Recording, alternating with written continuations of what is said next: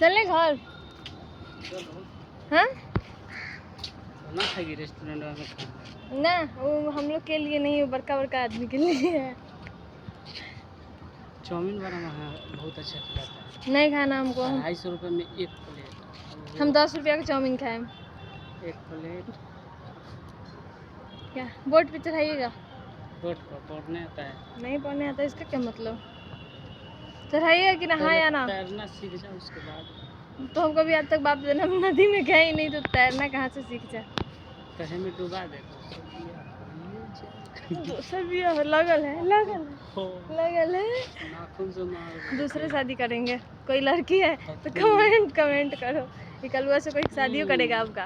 एक तो कलुआ, एक कुमार का बात दूसरा होता है, एक तो कलुआ ऊपर से दुआ, कौन शादी करेगा आपसे? अरे बाप रे, बिया है ना करियन से हमरा से। कमेंट में बताइए लोग भाई कि हमरा लड़की खोज के रखिए लोग।